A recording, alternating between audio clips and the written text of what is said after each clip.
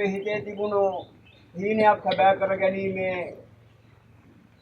කටයුත්තක් ආරම්භ කිරීමේ සමාරම්භක මොහොතක් දශක ගණනාවක් තිස්සේ ප්‍රදේශවාසීන් මස්කෙලිය නෝටන් යත්වලා අපි කෙරේ අනුකම්පාවෙන් නියදෙන්නට ඇත්තම ගත්තොත් අපි ඉතාමත් සතුටු වෙන දවසක් අද. දීර්ඝ කාලයක් තිස්සේ ජනතාවගේ මූලික අවශ්‍යතාවයන් ඉෂ්ට කර ගැනීමේ පිපාසාවක් තිබුණා. ඒ නිසාම දීර්ඝ කාලයක් තිස්සේ මිනිස්සු ආණ්ඩු පත් කරා, ආණ්ඩු පෙරළුවා. මේ දෙකම කරේ අපේක්ෂාවන් ඉෂ්ට නොවන නිසා. වත්මන් ආණ්ඩුව පත් වෙලා අවුරුදු 1 මාස 8යි. මේ වෙනකොට අපි ආණ්ඩුවක් විදිහට ජනතාවට පොහොසත් රටක ලස්සන ජීවිතයක් උදා කරලා දෙන්න දාලා අරමුණේ කරන්න පුළුවන් වැඩ ආරම්භ කරමින් තියෙනවා.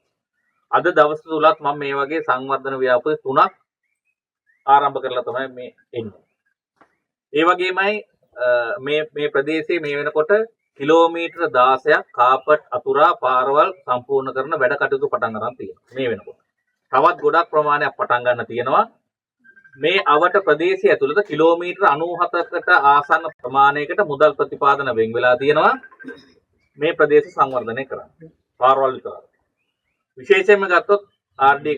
මේ වෙලාවේ දන්නවා මධ්‍යම පළාතටම දික්වනිසා සහ ඒ සංවර්ධන කටයුතු වෙනුවට බිලියන 96කට ආසන්න මුදල් ප්‍රමාණයක් ඇවිල්ලා තියෙනවා.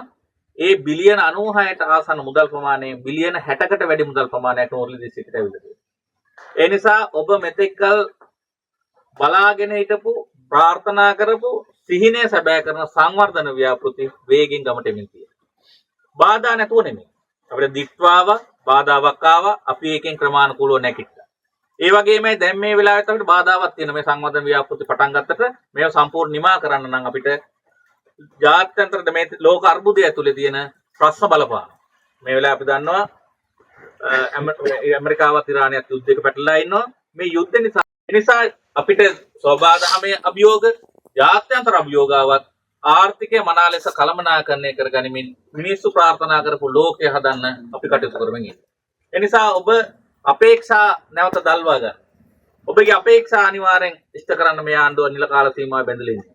ඒ නිසා දිස්ත්‍රික්කයේ පැත්තෙන් ගත්තත් ආසනයේ පැත්තෙන් ගත්තත් හැම තැනටම සාධාරණ මිනිස්සුන්ගේ බදු මුදල් වල සාධාරණ පංගු අපි වෙන් කළා හැමෝටම සාධාරණ සංවර්ධනයක් ප්‍රමුඛතාගත කරගෙන කරමින් ඉන්නවා. ඒ නිසා ඇබඩින් දියැලට යන පාර අන්න දැන් මුදල් ප්‍රතිපාදන වෙන් වෙලා තියෙනවා. කොන්ට්‍රැක්ට් කරුවෙකුට එන්න තියෙන්නේ. මධ්‍යම රජයනොත් පළාත් සභාවත් ඒකාබද්ධ මෙහෙයුමක් ඇතුලේ ඔබගේ ප්‍රදේශවල තියෙන මිනිස් මූලික අවශ්‍යතා ගැටලුව සම්පූර්ණව නිමා කරන්න අපි ඇඳලා ඉන්නවා. ලොකු කතාවක් කරන්න වෙලාවක් නෙමෙයි.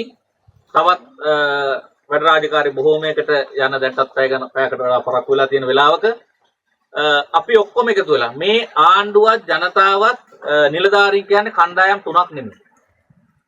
අපි රට සංවර්ධනය කරන සංස්කෘතියක් අලුතෙන් ලියන්න ඕන. පටන් ගන්න ඕන. දැන් හැමදාම කරන්නේ මිනිස්සු ආණ්ඩුව නැත්තම් නිලධාරීන් ඇවිල්ලා තමන්ගේ සංවර්ධනය කරලා දෙනකම් බලාගෙන ඉන්නවා.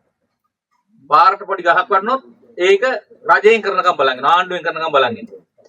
මේ ජනතාවගේ මුදල් නාස්ති නොකරන සංස්කෘතියක් ඇතුලේ සංවර්ධනයේ වේගින් යන්න නම් මිනිස් සමාජයේ මහා සමාජය තුළ ඉන්න ජනතාවත් නිලධාරීනුත් දේශපාලන අධිකාරියත් ඔක්කොම එකට එකතු වෙලා වැඩ කරනවා.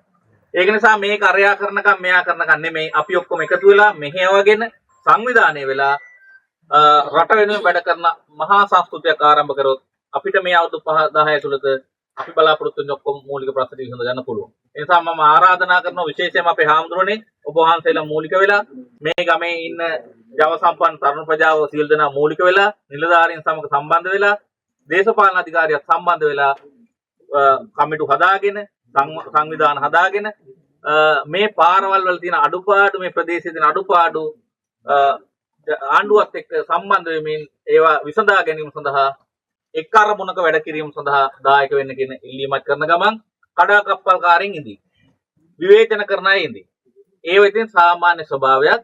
අපි ඒවට උත්තර දෙනව වෙනුවට වැඩ කරලා අපි භාවිතාවෙන් අපේ කවුද අපේ අරමුණ මොකද්ද කියන එක ඔප්පු කරන්න හැමෝම භාවිතාවෙන් වැඩ කරමු කියන ඉල්ලීමක් කරමින් මම නියදනවා බොහොම ස්තුතියි.